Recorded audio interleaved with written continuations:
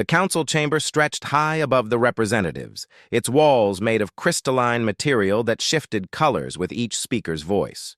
Beings from across the galaxy sat in their designated zones, each environment carefully controlled for their specific needs. Some breathed methane, others required intense heat, and a few existed partially in different dimensions. But they all agreed on one thing: Class 13. Deathworlds were forbidden. Velthar spread his wing arms wide, his feathers rustling with agitation. The avian counselor had lived for 300 cycles, and never had he seen such foolishness. "This is madness," he declared, his translator converting his chirps into galactic standard. "We have protocols. We have laws. No contact with Class 13 worlds, ever."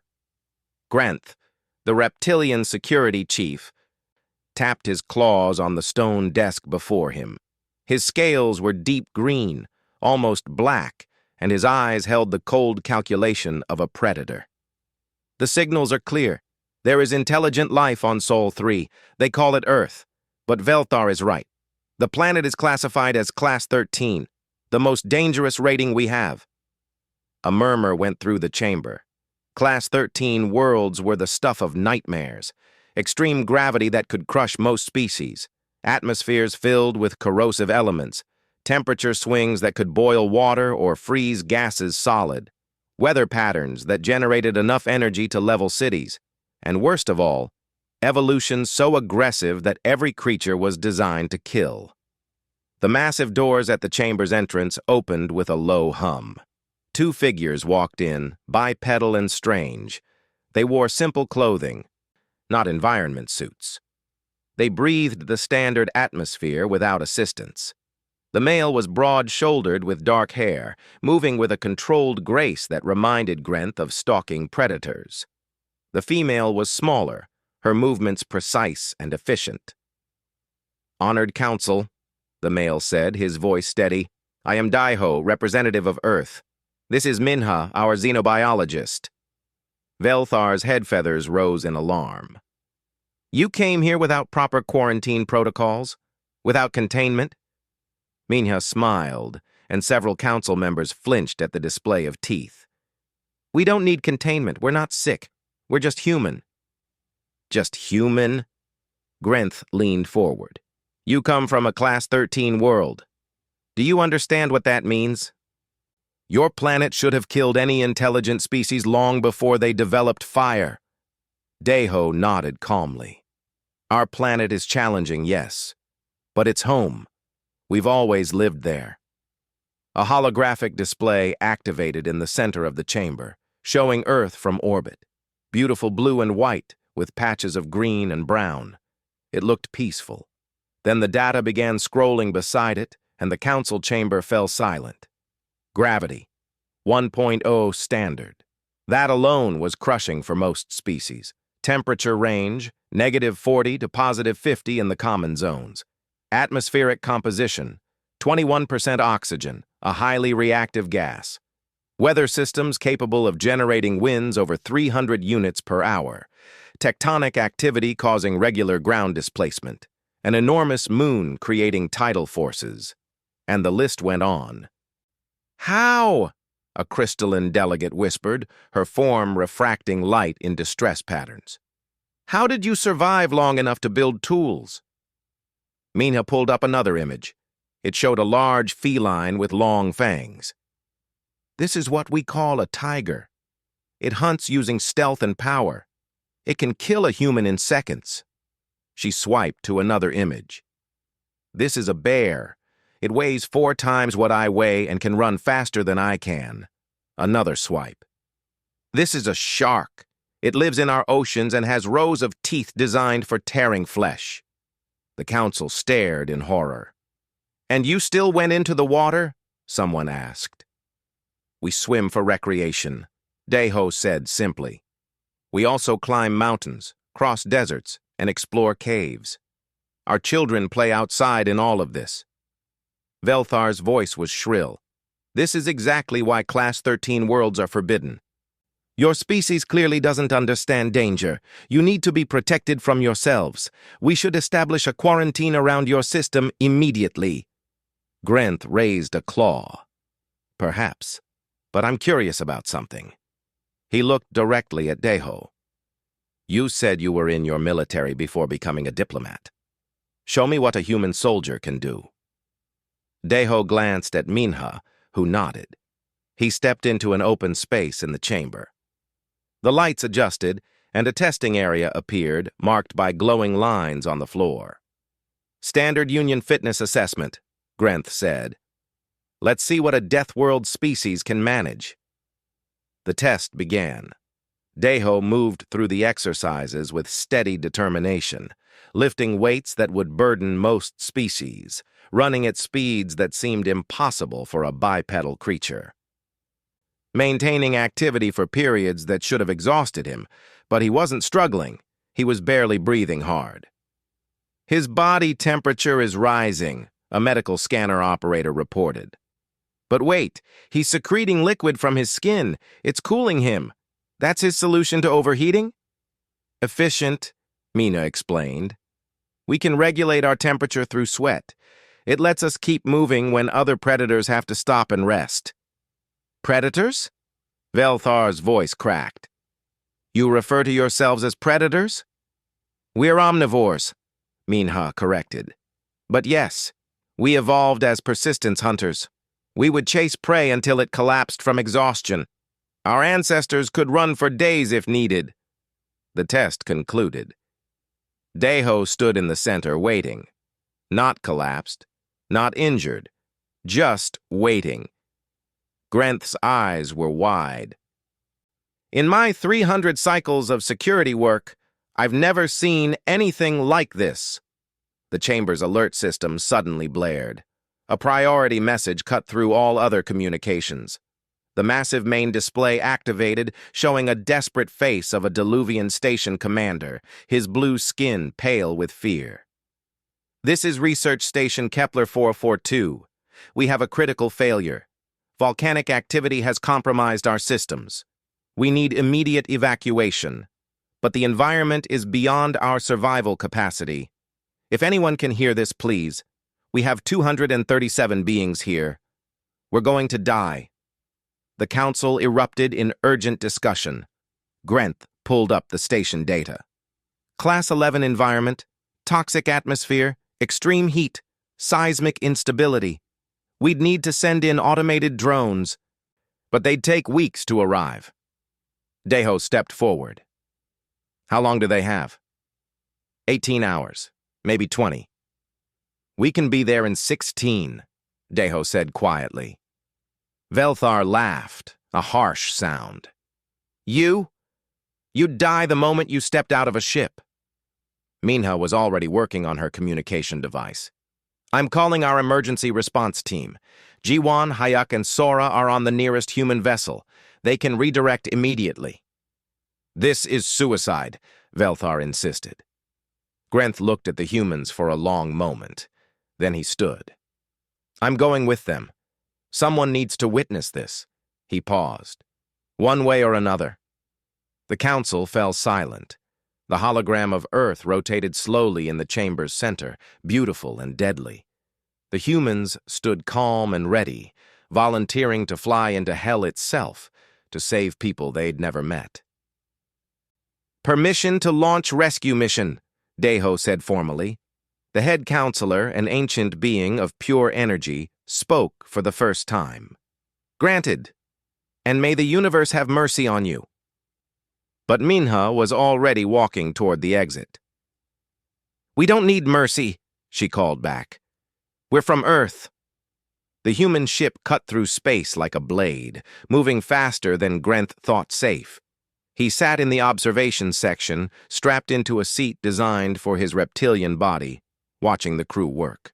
They moved with casual efficiency that seemed wrong for people heading into a disaster zone. Sora sat at the pilot controls, her hands dancing across displays that showed approach vectors to Kepler 442's moon. We'll hit atmosphere in 10 minutes, she announced. It's going to be rough. That storm system is still active. Rough how? Grenth asked, trying to keep his voice steady. Wind shear, electrical activity, temperature fluctuations, Sora said, checking her instruments. Pretty standard bad weather. Grenth stared at her. Standard. She called conditions that would shred most Union ships standard. Hayek was in the engineering section, assembling equipment. The human male was young, maybe 30 cycles, with steady hands and a focused expression. I've got the repair kits ready, basic stuff really. Thermal patches, pressure sealant, power conduits, should handle whatever's broken down there. Jiwon emerged from the medical bay carrying supply cases. The female medic had kind eyes, but Grenth noticed how she moved. Every motion served a purpose. No wasted energy, like a hunter conserving strength. I've prepped for heat exposure, toxic inhalation, and trauma injuries, she said. Grenth, you'll need to stay in the ship. The environment will kill you in minutes. What about you? He asked. She smiled. We'll be fine. We've trained for this. Daeho stood at the center of the ship's command area, reviewing station schematics. Minha was beside him, analyzing atmospheric data. They were planning, but there was no panic, no fear, just work. Approaching atmosphere, Sora called out. The ship began to shake. Grenth gripped his restraints as the vessel plunged into the moon's toxic sky. The view screen showed a hellscape of orange clouds and lightning. Wind battered the hull. Alarms should have been screaming, but the humans had apparently silenced most of them. Just a little turbulence, Sora muttered, adjusting their angle. A little turbulence. Grenth's people had words for situations like this. None of them included the word little. The ship broke through the cloud layer. Below, the research station sat on a plain of black rock, surrounded by active volcanic vents. Rivers of molten stone glowed in the dim light. The station's dome was cracked, emergency shields flickering. Sora brought them down with impossible precision, landing on a stable patch of rock 200 meters from the station. The moment they touched down, the crew moved. Hayek and Daeho pulled on what they called environmental suits. Grenth examined them with disbelief. They were thin, light, nothing like the heavy protection suits required for this kind of environment. The humans wore them like work clothes. Those can't possibly protect you, Grenth said. They're rated for this temperature range, Hayek replied, checking his seals. And the filters handle the atmospheric toxins. It's fine. Jiwon's suit was even lighter because she needed mobility for medical work. She carried cases of supplies that would have burdened Grenth even in normal conditions. Stay here, Daeho told Grenth. Monitor communications. If something happens to us, you'll need to report back to the council. Then they opened the airlock and walked out into hell. Grenth watched through the ship's external cameras. The temperature outside was hot enough to melt certain metals. The atmosphere would corrode most materials. The ground was literally moving as seismic activity continued, and the humans just walked through it. They reached the station's emergency entrance. Hayek examined the door mechanism with a handheld scanner. Power's gone. I'll need to bypass. He pulled out tools and began working. No hesitation, no fumbling, just efficiency. Within minutes, he had the door open. They entered the station. The internal cameras showed chaos, injured beings huddled in groups, their emergency suits damaged. The Diluvian commander rushed forward. Thank the stars. We thought no one would come. The heat, the air, the ground won't stop shaking. We're here now, Jiwon said calmly. She immediately began assessing injuries. Her scanner moved over a Thexarian whose suit was breached. This one needs immediate treatment. The atmosphere has already caused tissue damage.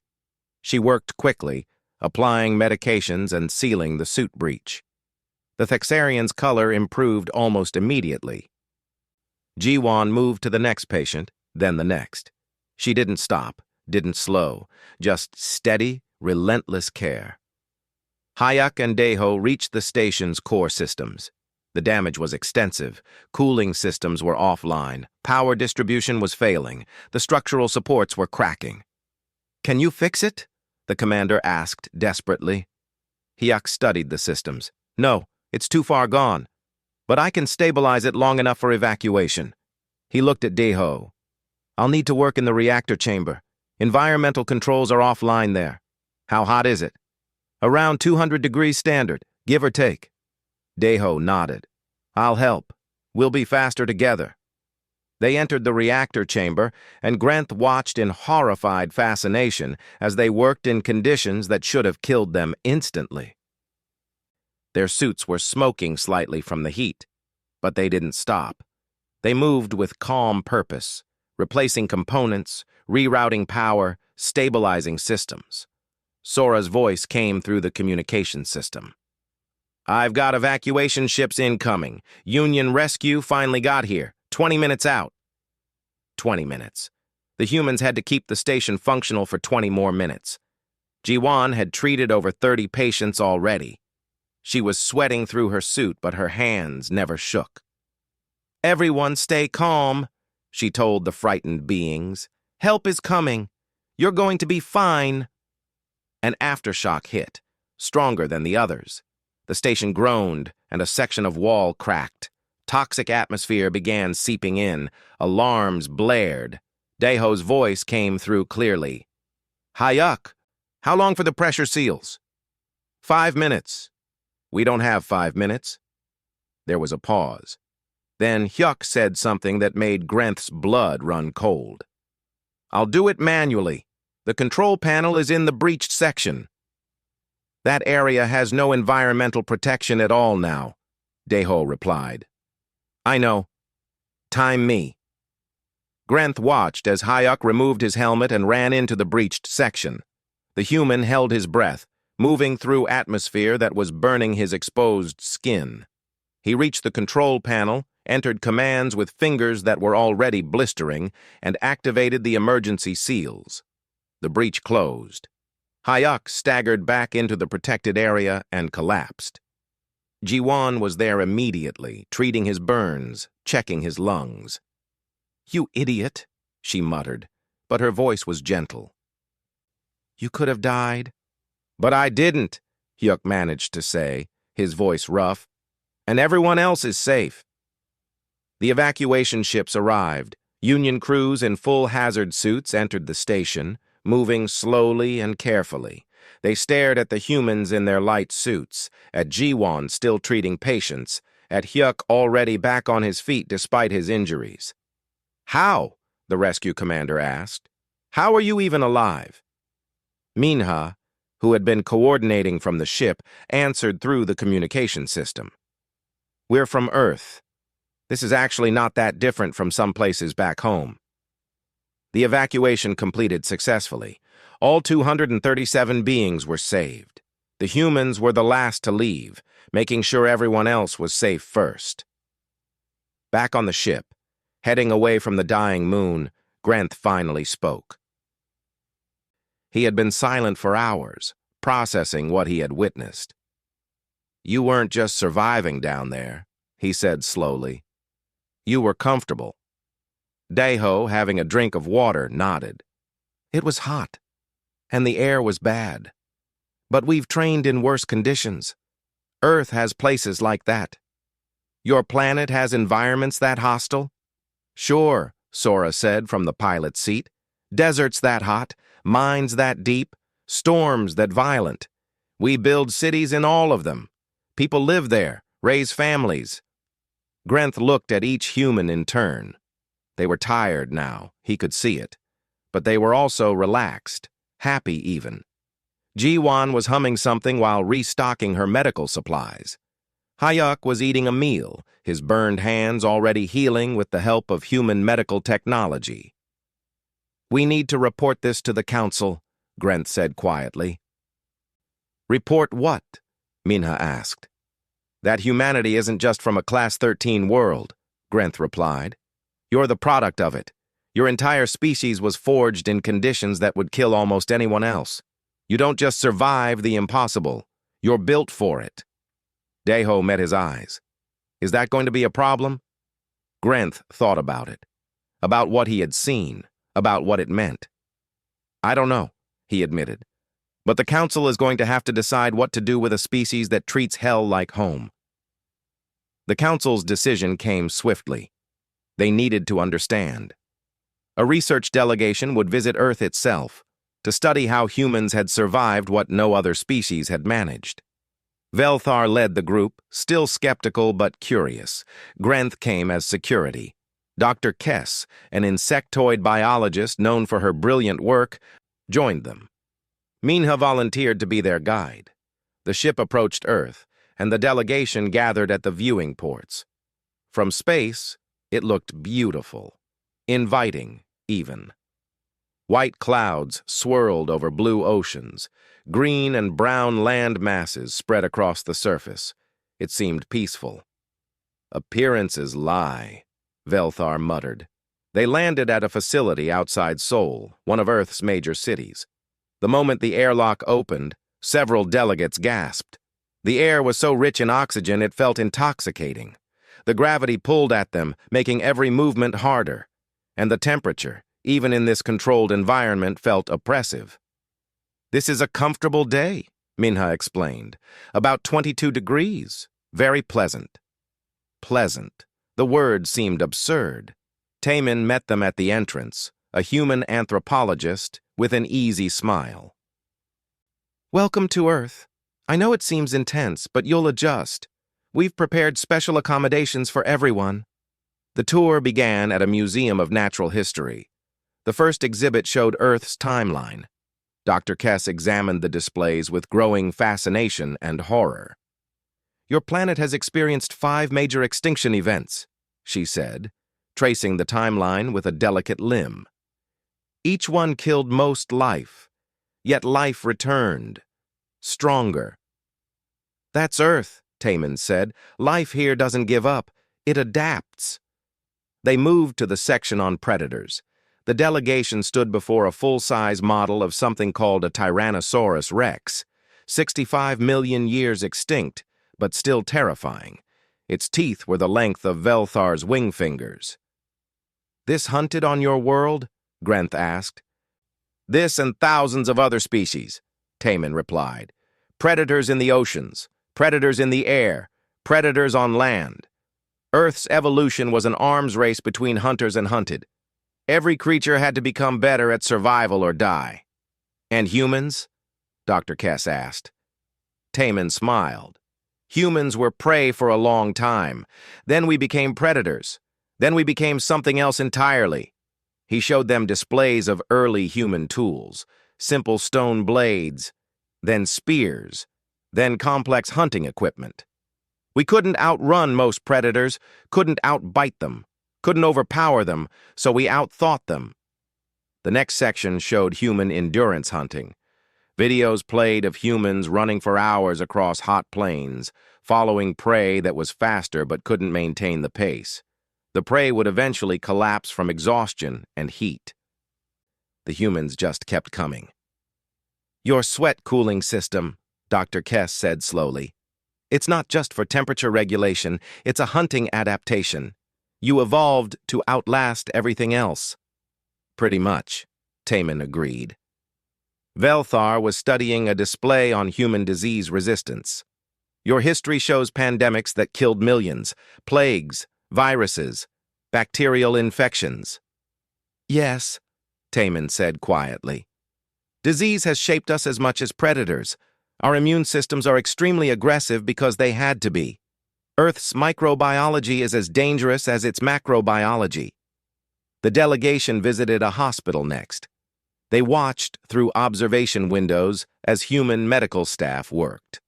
A child was being treated for something called influenza. The doctors explained it was a common virus. Common. Yet the fever levels would have been lethal to most species in the delegation. The child will recover, the doctor said. Human immune systems are remarkable. They learn and adapt to new threats constantly. Yuna, the marine biologist, took them to the coast next. The ocean stretched before them, vast and blue. Waves crashed against rocks with tremendous force. Want to go swimming? Yuna asked cheerfully. In that? Velthar pointed at the water. The salt content would damage our tissues. The pressure differential would crush us. And you said there are predators. Sharks, mostly, Yuna said.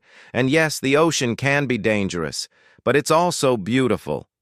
She walked into the water, dove beneath a wave, and emerged farther out. She swam with easy strokes. Completely at home in an environment that could kill most of the delegation in minutes. Humans have no natural swimming adaptations, Dr. Kess observed. No gills, no fins, no watertight skin. Yet she moves through it like she was born there. We learn as children, Minha explained. Most humans can swim. We teach our young to be comfortable in water even though it's not our natural environment. That night, a storm rolled in. The delegation watched from the safety of their accommodated rooms as lightning split the sky. Thunder shook the building. Rain fell so hard it seemed solid. Wind bent trees nearly horizontal. This is considered a normal storm? Grenth asked, his voice tight with barely controlled fear. It's a bit strong, Minha admitted. But yes, normal. We get these regularly. In the morning, they found human children playing outside in the puddles left by the storm, laughing, splashing, completely unconcerned. The tour continued over several days. They visited mountains where humans climbed for recreation, deserts where people lived in temperatures that would cook most species, cold regions where the freezing temperatures should have made life impossible, yet humans thrived there too. Taman took them to a zoo, where Earth's predators were kept for conservation and education. They stood before a tiger enclosure. The great cat paced, its muscles rippling under striped fur. Even behind protective barriers, it was terrifying. Humans and tigers coexisted for thousands of years, Taman explained. They killed humans. Humans killed them. Eventually, humans won through intelligence and cooperation. But we respected them enough to make sure they didn't go extinct. You preserved your predators? Velthar couldn't believe it. Why? Because they made us what we are, Taman said simply. Without challenges, without threats, without pressure, we would never have developed. We owe them. Dr. Kess had been making notes constantly, her multiple limbs working several devices at once. Now she stopped and looked at Taman directly. I've studied evolution across hundreds of worlds, she said. I've documented thousands of species, but I've never seen anything like humanity. Every feature that seems weak in isolation is actually a survival mechanism. Your lack of fur means you can cool efficiently. Your bipedal stance means you can carry tools and see farther. Your social bonds mean you can cooperate in ways most species can't. Your intelligence developed because you needed it to survive predators that were physically superior. She turned to the rest of the delegation. Do you understand what we're seeing? Earth didn't just produce a species that survived a Class 13 environment. It produced a species that was designed by that environment. Every challenge, every threat, every disaster shaped them, made them stronger, more adaptable, more resilient. Velthar's feathers were flat against his body, a sign of deep thought. The Council checked records, he said slowly. 12 other Class 13 worlds in known space showed signs of having developed intelligent species. All 12 of those species are extinct, killed by their own planets long before they reached space. But humans didn't die, Grenth said. They survived. Why? Taman considered the question. Maybe because we learned to work together. Alone, a human is vulnerable. Together, we're unstoppable. Earth taught us that cooperation wasn't just beneficial. It was necessary for survival. Minha added. And maybe because we never gave up. Earth tried to kill us in every way possible. Predators, disease, weather, starvation. And every time some of us survived, we kept going, kept trying, kept adapting. The delegation's final stop was at a memorial. It honored humans who had died exploring, discovering, pushing boundaries. Thousands of names were carved into stone. People who had died climbing mountains, crossing oceans, exploring caves, journeying into space. "Why do you honor those who died in unnecessary risks?" Velthar asked. "Because they embodied what makes us human," Minha said softly. "The need to explore, to learn, to see what's beyond the next horizon.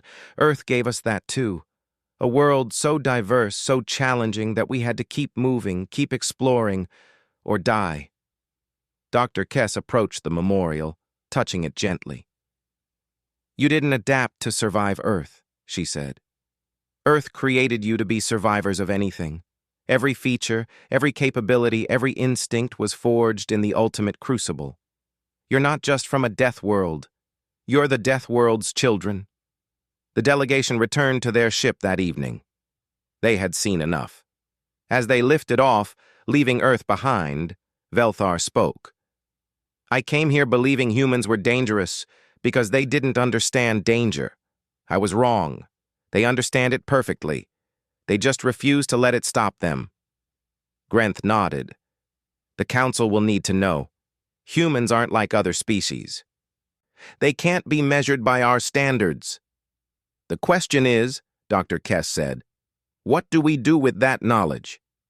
Below them, Earth turned slowly, beautiful and deadly. Humanity's home, their maker, their greatest teacher. The Council's debate had lasted for weeks. News of humanity's capabilities spread through the galaxy like fire through dry grass. Some species saw opportunity, others saw threat, and a few saw profit. Krelvor was one of those few. The warlord controlled a significant portion of border space, dealing in weapons, information, and rare goods. He had built an empire on the edges of Union law, just powerful enough to be ignored. But now he saw something new, something valuable: humans. His command center orbited a dead moon, hidden from casual sensors. Around him, his various lieutenants represented different species, all united by greed. On the main display, footage from Earth played, humans performing feats that seemed impossible. "They're tools," Krelvor said, his voice a harsh rasp through his breathing apparatus. "Living tools. Imagine selling human mercenaries to the highest bidder. Imagine what wealthy individuals would pay for human bodyguards who can survive anywhere." "The Union won't allow it," one lieutenant objected. "The Union hasn't decided what to do with humans yet," Krelvor replied. "They're arguing about citizenship, rights, classifications. While they talk, we act." He activated another display, showing locations of human outposts, small stations and settlements scattered across space, vulnerable. "We take samples. A dozen or so. Study them. Learn how to control them. Then we expand." The operation began 3 days later. Deho was at a human research station studying asteroid mining techniques when the attack came. The station was small, only 15 humans working there. Sensors showed 3 ships approaching fast. Unknown configuration, not Union vessels. "This is Research Station Kepler 7, Deho transmitted. "Approaching ships, identify yourselves." No response. The ships opened fire, targeting the station's communication arrays and engines. Precise shots, disabling, not destroying. "They want us alive," Jawan said. She had been helping with the medical facilities, making sure the isolated researchers stayed healthy. Now she was pulling up defense protocols. "That's almost worse." The human crew moved with practiced efficiency. This wasn't their first crisis. Hayek sealed critical systems. Sunho, the station's tactical specialist, activated what few defensive measures they had. The others gathered emergency supplies. The attacking ships docked forcibly, cutting through the hull. Armed figures poured in, wearing heavy combat suits. They carried stun weapons, not lethal ones. They wanted prisoners. They got a fight instead. Humans don't surrender easily, especially when cornered. Sunho met the first group with improvised weapons and tactical thinking born from studying Earth's predators. He used the station's layout like a hunter uses terrain. Narrow corridors became ambush points. Open areas became kill zones to avoid. Daiho coordinated the defense, his military training emerging. He had been a soldier before becoming a diplomat. Those skills didn't fade. He turned the research station into a fortress with nothing but clever positioning and human determination. Jiwon treated injuries while fighting, a skill humans had perfected over thousands of years of warfare. Care for your wounded while still engaging the enemy. Never stop, never give up. The attackers were shocked. They had expected easy targets, soft scientists. Instead, they faced coordinated resistance that used every advantage, every weakness, every opportunity. But there were too many attackers, and the humans had limited resources. "We need to fall back to the core section," Daiho ordered. "Make them work for every meter." They retreated in order, never panicking, covering each other. Even in defeat, humans were dangerous. Then Rina's voice came through their emergency channel. "Hold on. Help is coming." Rina was human intelligence operative, part of Earth's security network. She had been monitoring communications when the attack started. She was also closer than anyone realized because she had been investigating rumors of illegal human trafficking. Her ship, small and fast, came in hard. She didn't have heavy weapons, didn't have a crew, just herself and a determination to protect her own. She hacked the attacking ship's systems while dodging their fire. Human electronic warfare was proving to be exceptional. Humans had spent centuries fighting each other with increasingly sophisticated technology. They knew every trick, every vulnerability, every backdoor. The attacking ships lost coordination as their systems fought against Rina's intrusion. It gave Daiho's group time to regroup and counterattack. When Union security forces finally arrived, responding to Rina's call for help, they found the attackers either unconscious or fleeing. The humans had held out. Barely. But they had held. Grenth was with the security force. He found Daiho in the station's command center, bleeding from several wounds but still functional. "You fought off a force 3 times your size," Grenth said. "We didn't have a choice," Daiho replied simply. But it wasn't just one attack. Across human-occupied space, similar raids were happening. Krelvor had launched a coordinated operation. He wanted human specimens. He was going to get them.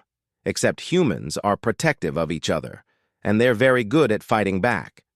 Sunho was pulled from defensive operations and given an assignment. Find Krelvor, stop him. He assembled a small team. Rina for intelligence, Hyuk for technical support, Jiwon for medical. And a dozen other humans, each skilled in different ways. They didn't wait for Union approval. They didn't follow standard protocols. They hunted. Humans had been persistent predators for millions of years. That instinct remained. They tracked Krelvor's network through his communications, his supply lines, his payments. Rina infiltrated his data networks. Hyuk built custom tools to bypass security.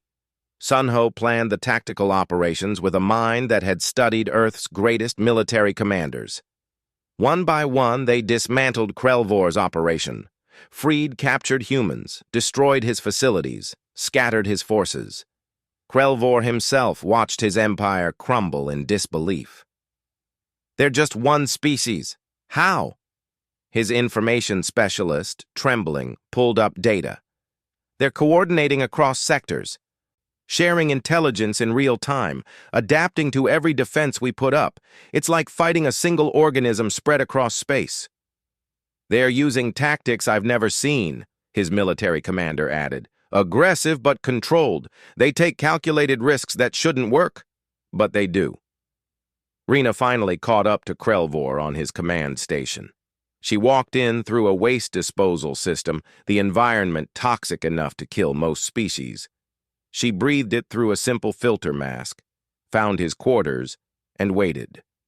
When Krelvor entered, she was sitting in his command chair. "How?" he demanded. "I'm human," Rina said.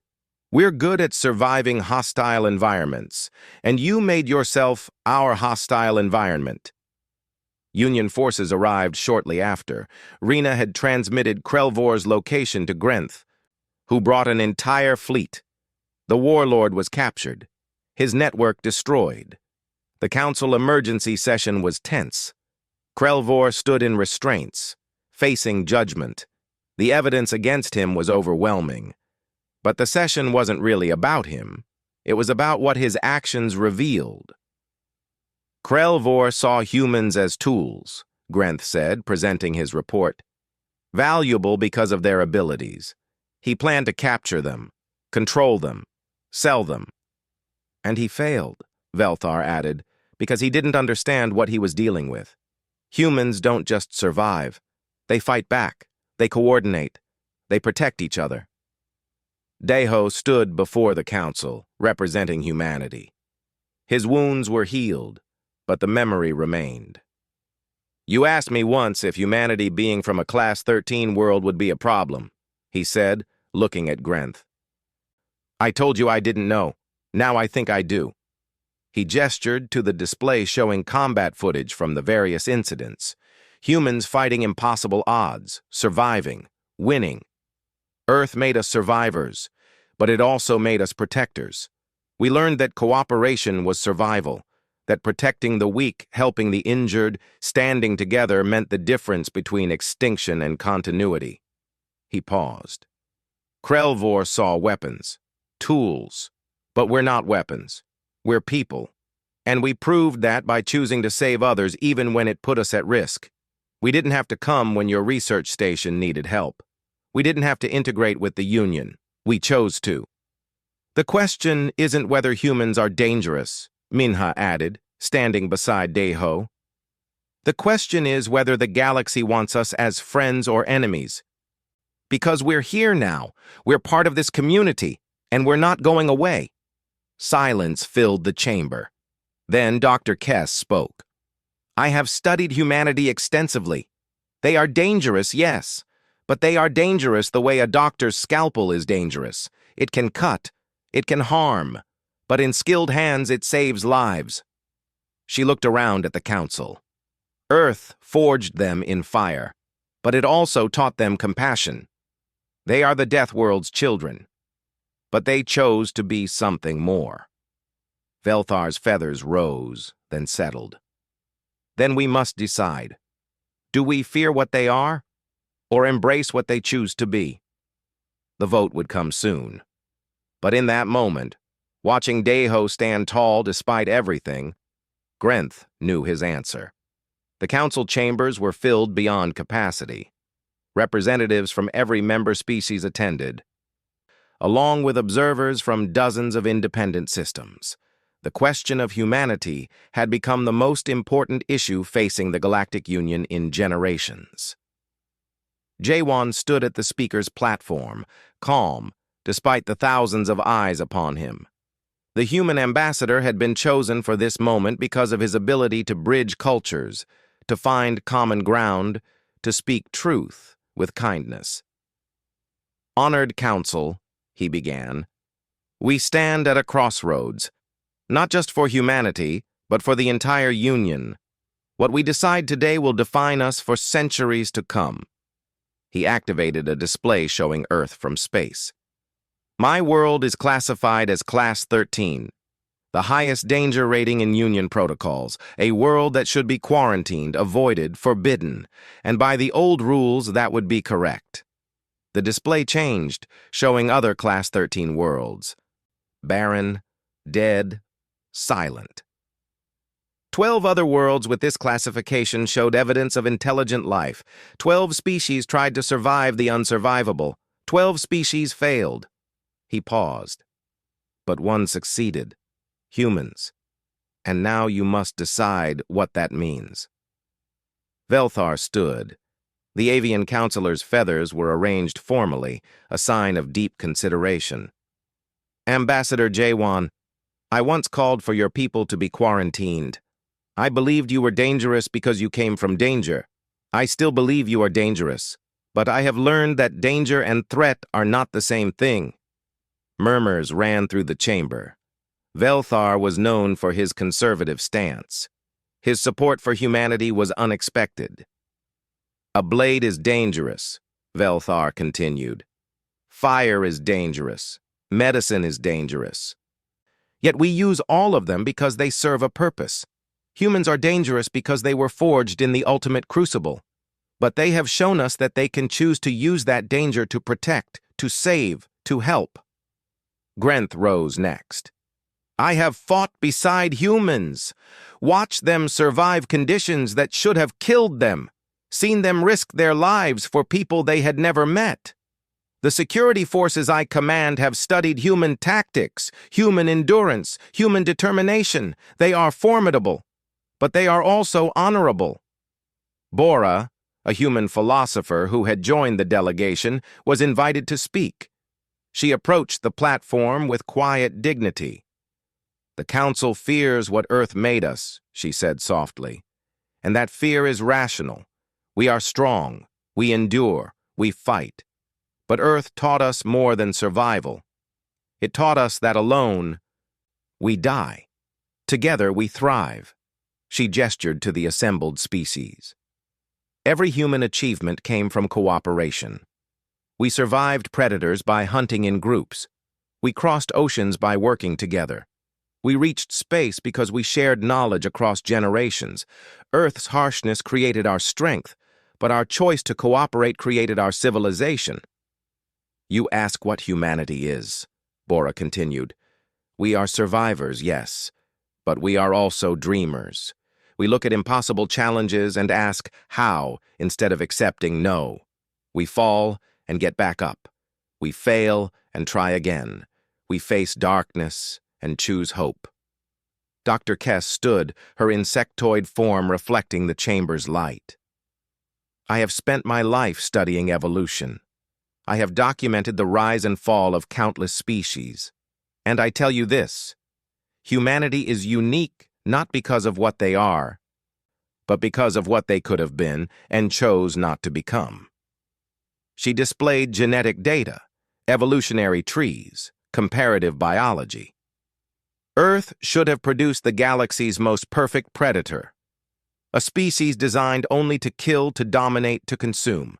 Instead, it produced a species that can be all of those things but chooses compassion.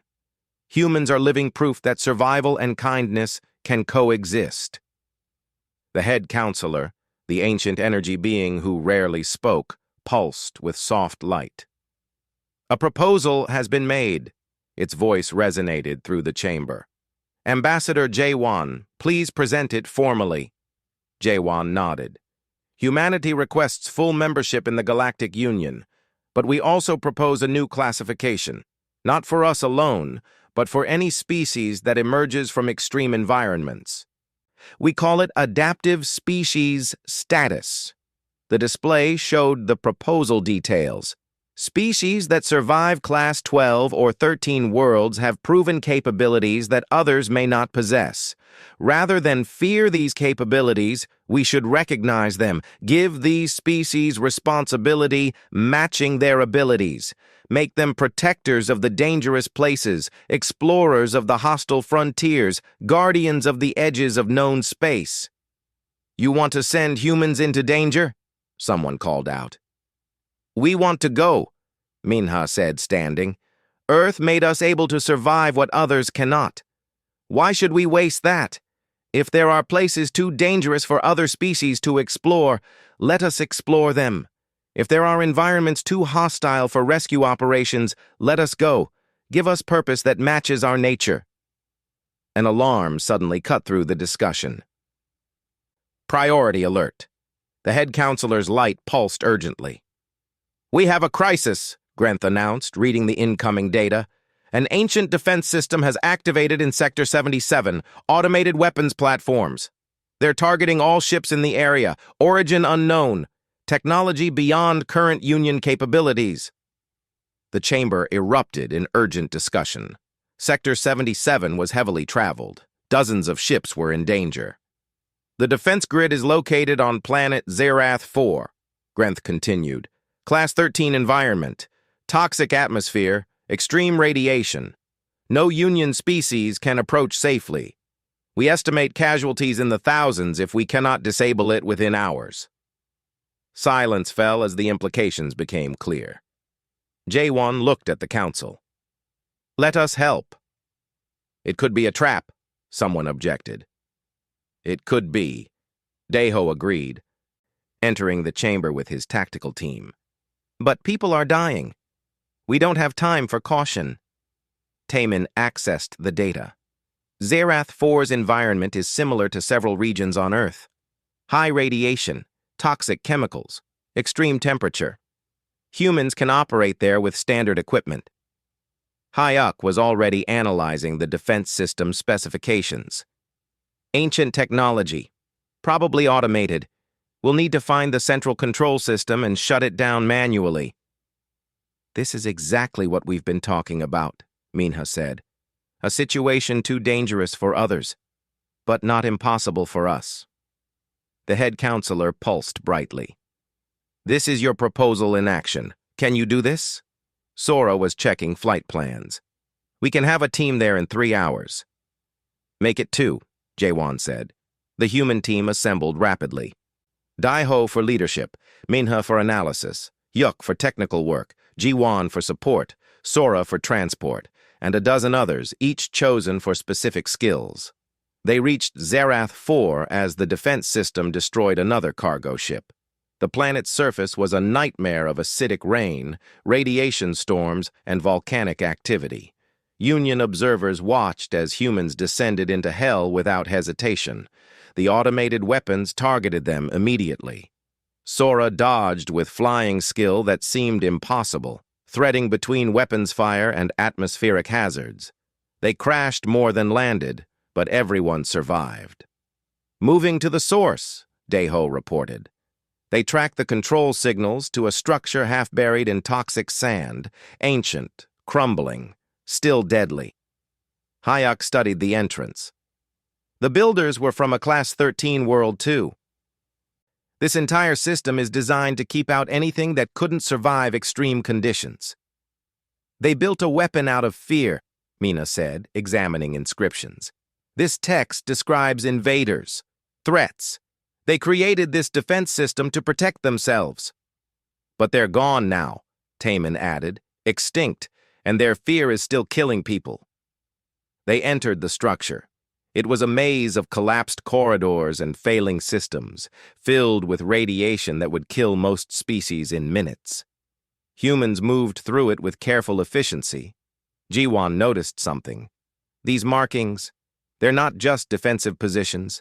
They're living spaces. Families lived here. The central control room was found deep underground. The system was ancient but still functional, still following its last command. Destroy all intruders. Hyuk worked at the controls while radiation detectors screamed warnings. His hands moved with steady precision, decoding a language dead for millennia, understanding technology beyond current Union standards. I can shut it down, he said. But the system has a failsafe. It thinks it's protecting its creators. We need to tell it the war is over. Minha and Taemin worked together, using the inscriptions to understand the extinct species' language, crafting a message of peace in words thousands of years dead. The system is asking for an authentication code, Hyuk said, something only the creators would know. Taemin studied the inscriptions desperately. Then he saw it. A phrase repeated throughout the structure, written in living areas, not military ones. Try this, he said, translating carefully. It means, home protects family. Hyuk entered the phrase. The system paused. Lights flickered. Then slowly the weapons powered down. It's done, Hyuk transmitted. The defense grid is offline. They returned to orbit to find the council watching. The entire operation had been broadcast, showing humans accomplish what should have been impossible. Jaewon stood before the council once more. The species that built that defense system came from a Class 13 world. Like us. They survived their planet's trials. Like us. But they let fear define them. They built weapons and walls and eventually destroyed themselves. He looked around the chamber. Earth was just as harsh, just as deadly. We could have become like them, isolated, afraid, aggressive, but we chose differently. We learned that cooperation was survival, that protecting others protected ourselves, that hope was stronger than fear. The head counselor pulsed with deep thought. You have proven your capability, your worth, your character. Velthar stood. I vote for full membership and for the adaptive species classification. The galaxy needs those who can survive anything because they learned not just to endure but to hope. Seconded, Grenth said. The vote was overwhelming. Humanity was welcomed as full Union members with special status, as guardians of hostile spheres. Months later, Earth's embassy in Union Central was complete. A building designed to showcase human culture, open to all species. Children from different worlds played together in its gardens, adapted to allow everyone to participate safely. Bora stood with Jaywon, watching the children. We did it, she said softly. We showed them who we are, Jaywon replied. But the real work starts now, living up to what we promised. Daiho approached with Minha. First assignment came through. There's a Union colony on a hostile world. They need help establishing permanent settlements. When do we leave? Minha asked. Tomorrow. They looked out at the galaxy, vast and full of possibilities. Somewhere out there were more hostile worlds, more impossible challenges, more people who needed help in places others couldn't survive. Earth tried to kill us, Daiho said quietly.